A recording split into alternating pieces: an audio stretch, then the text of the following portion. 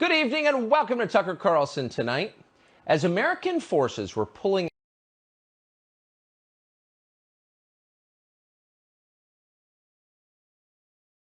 out of Afghanistan this summer, Mark Milley, the chairman of the Joint Chiefs of Staff, announced a new and highly innovative intelligence partnership.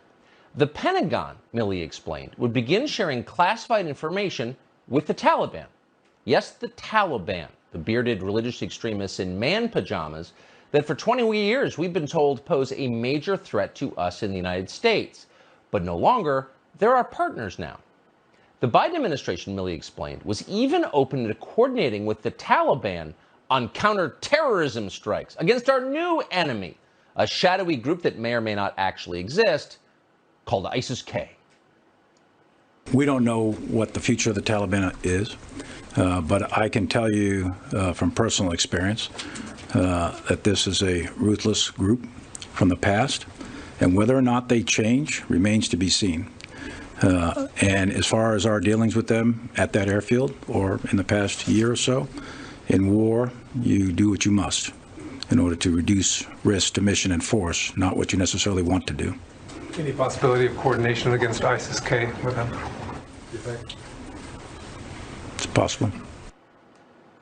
Because when you're fighting ISIS-K, no holds are barred.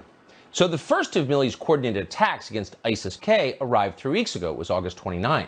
That was just days after 13 American servicemen were killed in a bombing at the Kabul airport, a date you remember well. At the time, even Democrats were pointing out the obvious: Joe Biden is senile and totally incompetent. So the administration at that moment desperately needed something to prove they are not senile and incompetent. They are instead decisive and strong. And what better way to do that than to kill people? So that day, the U.S. military bombed a white Toyota in a residential complex not far from the Kabul airport. The White House touted that strike as a demonstration of our over-the-horizon military capabilities in Afghanistan, particularly against ISIS-K. Now, Mark Milley, who's pretty young to be senile but often seems like it, strongly agreed this was a good thing. But at this point, we think that the procedures were correctly followed and it was a righteous strike. Do we say good thing? We meant righteous. That was a righteous strike. And everyone in Washington agreed. One unnamed U.S. defense official described the attack to our Jennifer Griffin this way, quote, "Multiple suicide bombers inside the vehicle struck by U.S. drone today in Kabul. Significant explosives in the vehicle led to secondary explosions. Bombers belonged to ISIS-K, and they were en route to Kabul airport," end quote. So it's perfect. All the bad people were dead. All those ISIS-K operatives. And virtually every news organization in the country parroted this account. They were grateful to give poor old Joe Biden credit for something. The Washington Post assigned 5 reporters to the story, and they dug deep. They concluded that Biden's drone attack had hit, quote, an Islamic State target. On television, where there's mostly no reporting at all, they just read the paper and repeat it, not a single person seemed very skeptical of this. Our ability to demonstrate effectively that we can strike such targets once the intelligence cues them up.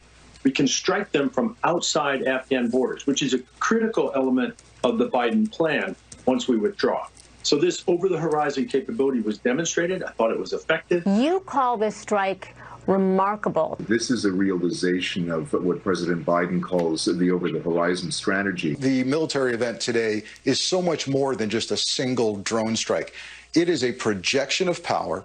It is a message from the United States government that even though we're leaving, we're not done with counterterrorism operations. Even though we're going to have to do this, as they say, over the horizon from remote locations, and it's going to be far more challenging, we can still do it. So keep in mind, every single one of the people you just saw speaking knew nothing, literally nothing about this drone strike other than what they read on Twitter. They were totally ignorant. And that did not prevent them, as it never does, from trying to sound totally authoritative. That's our news coverage. Soon, however, a few people started to ask the obvious questions. For example, who exactly had the U.S. military killed? When asked, the Defense Department wouldn't say. Oh, that might have been a tip. DOD also would show no proof of those secondary explosions, the explosions that proved the vehicle was being driven by ISIS-K suicide bombers. Instead, Mark Milley just assured the country that those secondary explosions were real, they happened, we know, and the rest of us need to take his word for it. And that was exactly the line from the Pentagon's top flack, known liar, John Kirby. Two quick questions, if I may. On the strike against the vehicle, the Central Command talked about secondary explosions, I think, and that, but do you actually have visual evidence that there were secondary explosions? Are you convinced that there were? Because that seems to be one of the potential contributing factors to civilian casualties. So are you certain there were secondary explosions? Yes. I just have a follow-up on a different part of this. Can you say how you're sure? No. Ooh, liar. Not the first time, not the 50th time. Are you sure they were secondary explosions? Yes. How do you know for sure? I'm not going to tell you. And he never did. Neither John Kirby nor anyone else at the Pentagon ever corrected that story. But the New York Times did, to their rare credit. More than a week ago, the New York Times ran a piece revealing with video evidence that the Biden administration's drones did not actually kill anyone from ISIS-K, whoever they are, assuming they exist.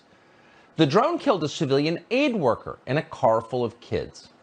There were no bombs in the Toyota. They had bottles of water, which are very different from bombs in that they don't explode, even secondarily. Finally, this afternoon, the Biden administration was forced to stop lying. So here's General Kenneth McKenzie, the head of U.S. Central Command. Having thoroughly reviewed the findings of the investigation and the supporting analysis by interagency partners, I am now convinced that as many as 10 civilians, including up to 7 children, were tragically killed in that strike. Moreover, we now assess that it is unlikely that the vehicle and those who died were associated with ISIS-K or were a direct threat to U.S. forces. Okay.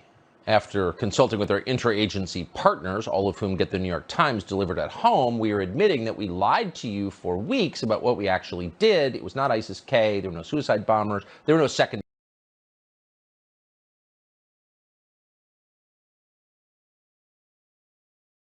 explosions. It was kids and water bottles. In his remarks today, most tellingly, General McKenzie declined to announce any consequences for this, either for the killing of children or for the lying about it for weeks. Now, why is that? We think we know. Back on September 1st, Mark Milley explained that the drone strike of August 29th wasn't out of the ordinary. In fact, it followed the very same procedures as every other drone strike over the last 20 years in Afghanistan. We had very good intelligence that ISIS-K was preparing a specific type vehicle at a specific type location. We monitored that through various means, and all of the engagement criteria were being met. We went through the same level of rigor that we've done for years, and we took a strike. Oh, we had very good intelligence. Likely the same kind of intelligence that led us to believe that German-educated Saudis would never fly airplanes into the World Trade Centers or the Pentagon or a field in Pennsylvania. The intelligence that told us the Berlin Wall wasn't about to fall. The intelligence that told us it was fine to give up Bagram Air Base because Kabul was safe. The government would stand. That intelligence. So the drone strike of August 29th that killed a car full of children underwent, and we're quoting, the same level of rigor that we have done for years. Well, that's not very reassuring, is it? But you will not find a more revealing statement about our Pentagon leaders. It explains why no one has been punished for this disaster. If you fire Mark Milley for killing a bunch of kids unintentionally and then lying about it, maybe the accountability chain will start. Maybe they'll want to fire whoever left hundreds of American citizens behind in Afghanistan and lied about that.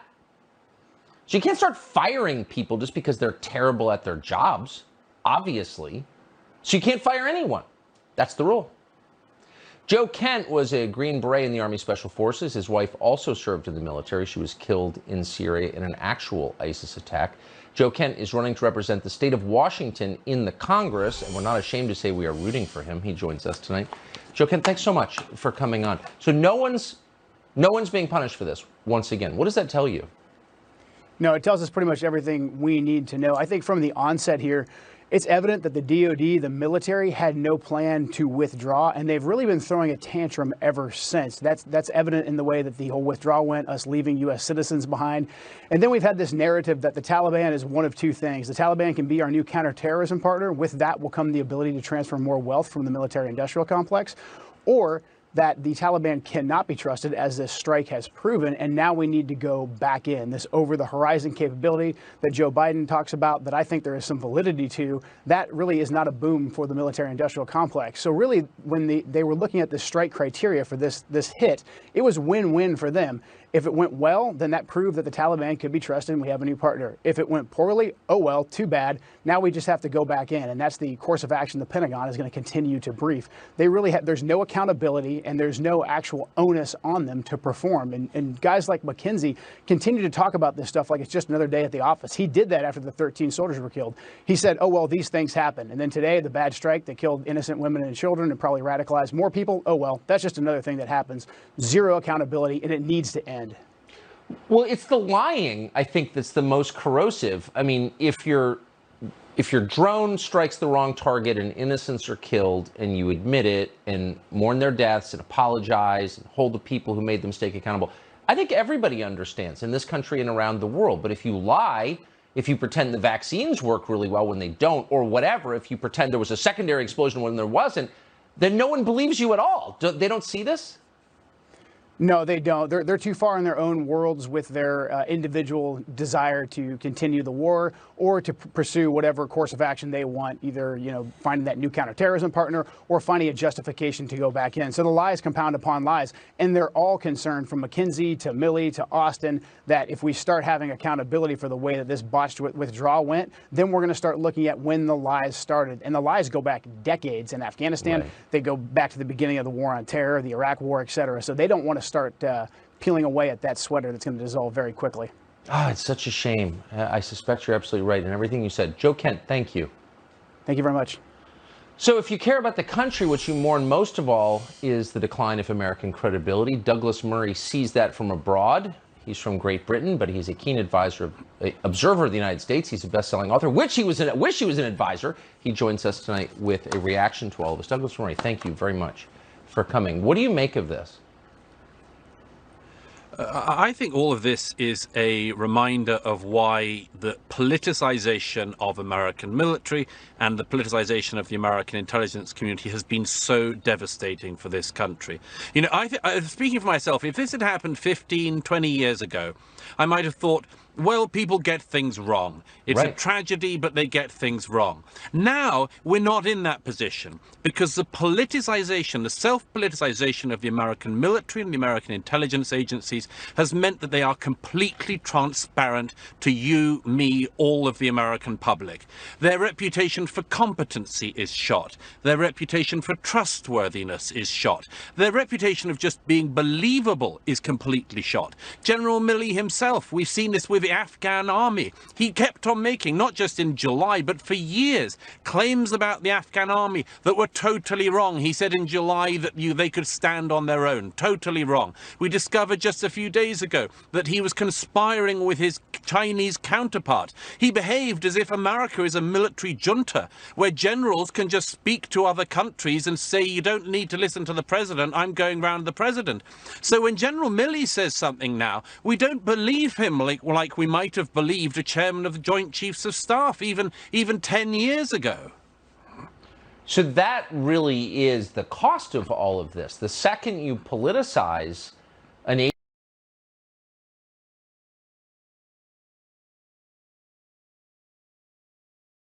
to represent the entire country that's really supposed to be helping to run the world, then you reduce your own power. I mean, it's a self-destructive move, isn't it? Yes.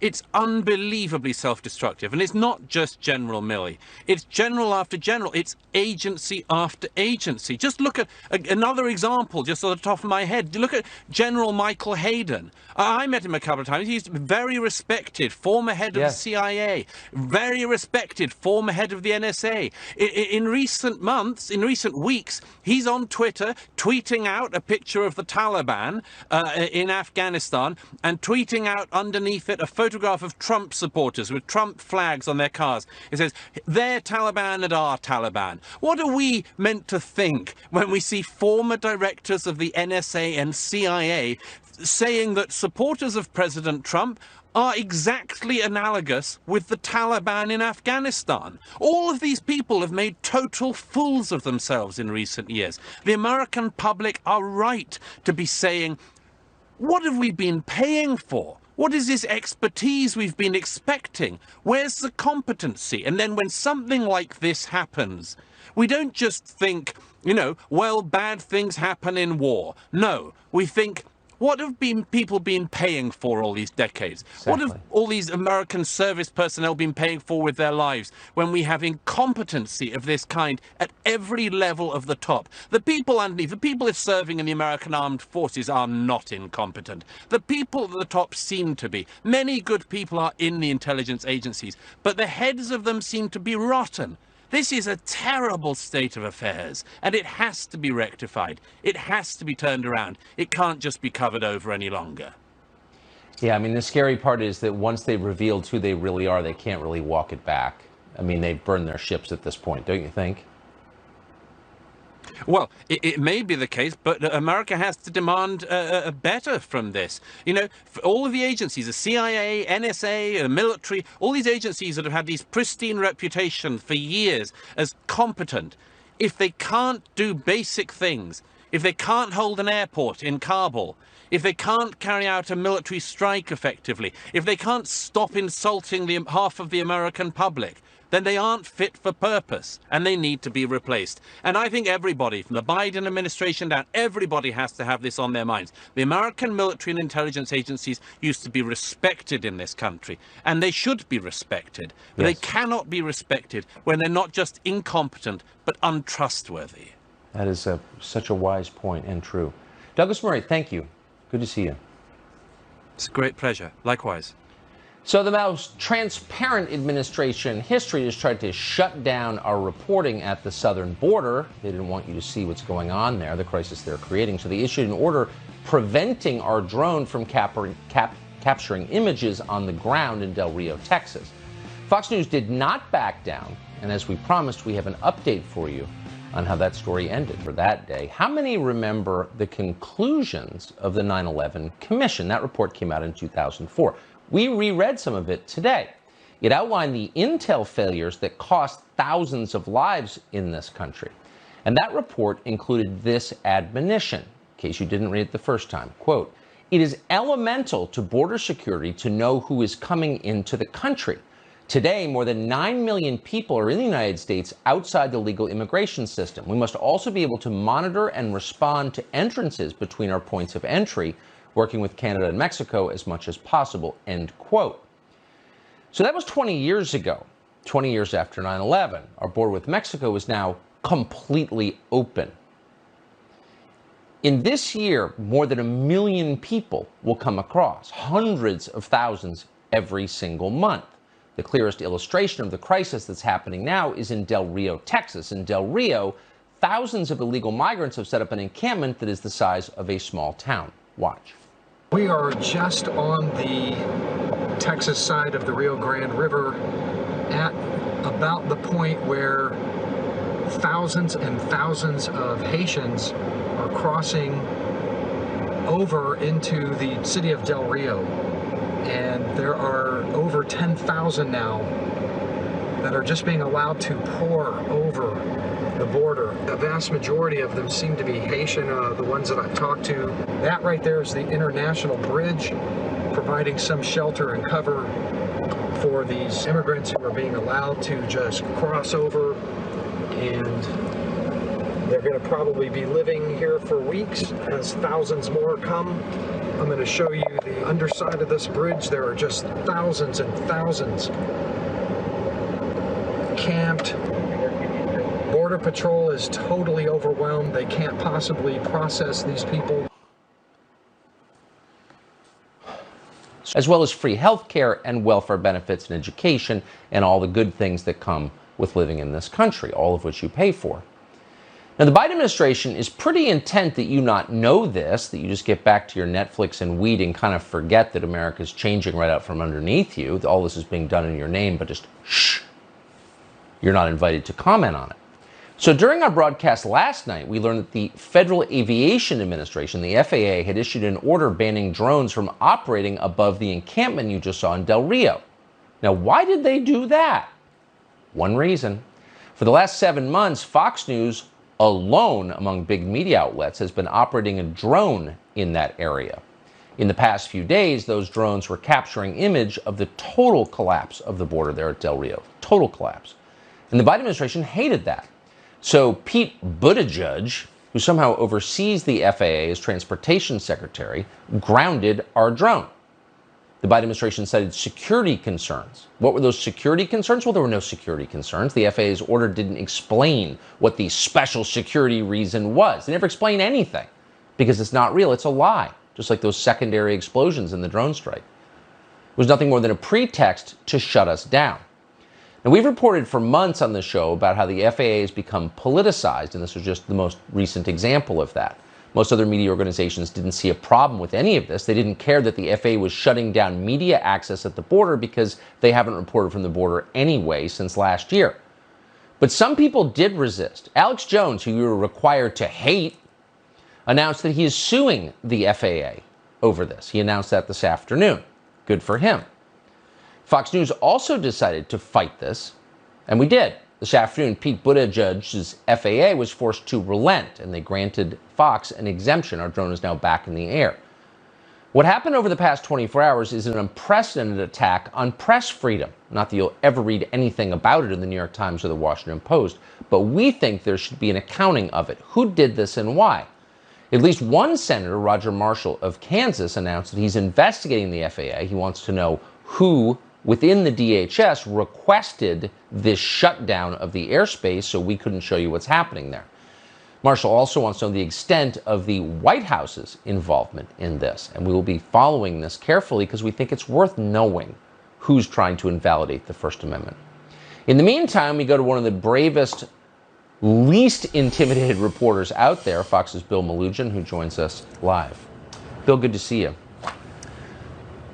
Tucker, good to see you. We've got some major breaking news we'd like to report to you. The situation at the International Bridge behind us has gotten so bad that CBP has just announced that effective immediately, they are temporarily closing down the Del Rio port of entry here, and all traffic trying to cross the bridge is now going to have to get rerouted 57 miles away to Eagle Pass, Texas, to the east. Why is it happening? The situation is deteriorating. We want to show you. Take a look at this video we shot from a Texas DPS helicopter today. Once the FAA grounded our drone, Texas state troopers brought us up in their helicopter to take a look at the situation. Again, what you're looking at, upwards of 11,000 migrants underneath that bridge after they crossed illegally into the United States from Mexico. Border Patrol down there completely overwhelmed. You can see they've started building tents. Some of them started building structures with plants and sticks.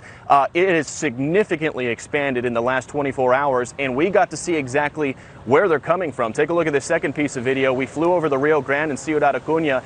You can see a steady stream of hundreds of those migrants just crossing from Mexico, walking across a dam, and then walking illegally into the United States. A third piece of video you see, they go on our shore. There's a dirt path right there. They walk right up that path, and that leads them right there to the International Bridge, where they are all congregating, and there are reports that upwards of 10,000 more migrants are on the way as we speak. The situation is so bad that the chief of Border Patrol for all of the U.S. actually flew out here to Del Rio this afternoon and is down here right now. We'll send it back to you.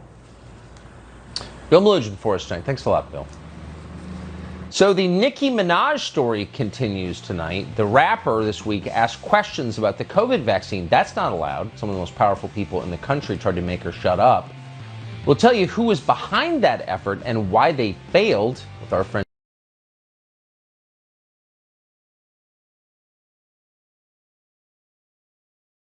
From now, the Biden administration was planning to start rolling out its plan to give booster shots of the COVID vaccine to every American. But today, an FDA panel flatly rejected that plan. The vote was not even close. The final vote was 16-2. Go and pull up the conversation that's online and ask yourself, if this had taken place anywhere but the FDA, would Twitter have banned it immediately? Yes. The panel cited a lack of, quote, safety data on booster shots. In other words, they're too dangerous to give to everybody. Ooh, can't say that out loud, but they did.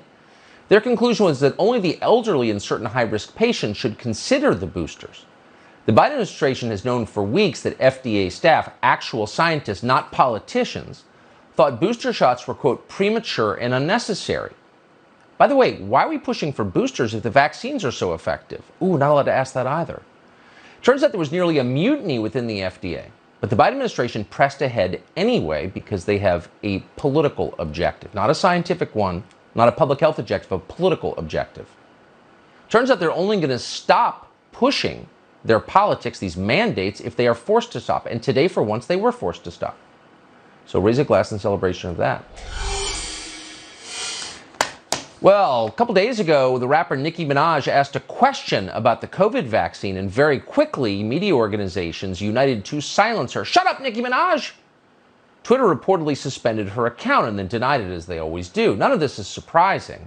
For months, the media have vilified anyone who asks even basic questions about the vaccines or challenges the administration's mandates.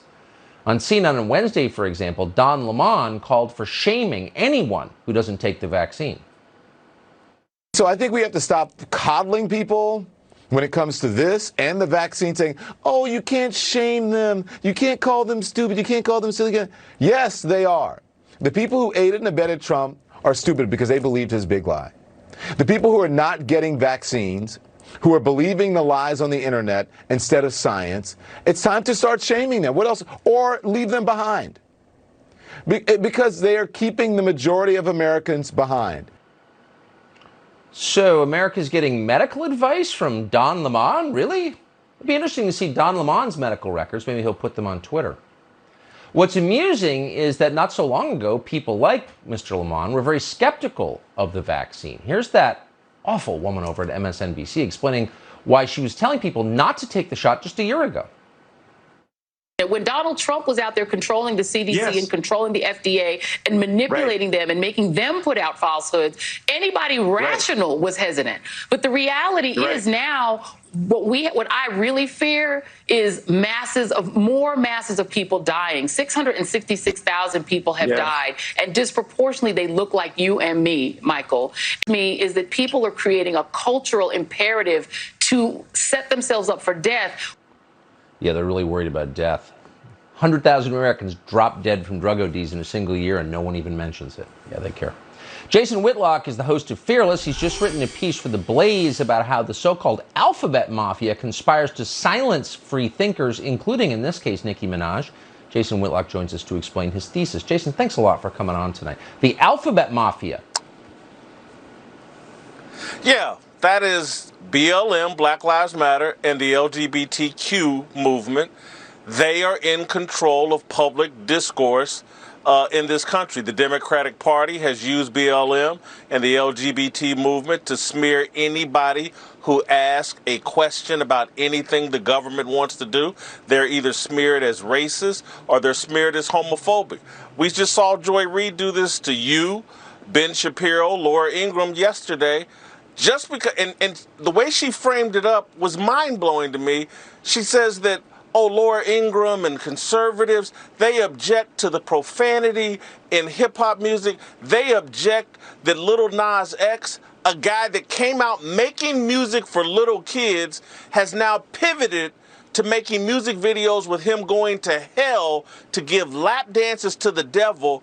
Anybody that objects to that is somehow seen as a racist, an out-of-control Trump supporter, and they're the evil people we have to stop. And I'm like, are you kidding me, Joy Reid? What type of person, rational human being, would go on television and defend what Lil Nas X is doing, the way he's went out and purposely captured young fans and now has pivoted to a music that promotes sexual promiscuity, promotes satanic values, and Joy Reid's defending this and calling you and Ben Shapiro and Laura Ingraham the bad people? She is absolutely nuts and crazy.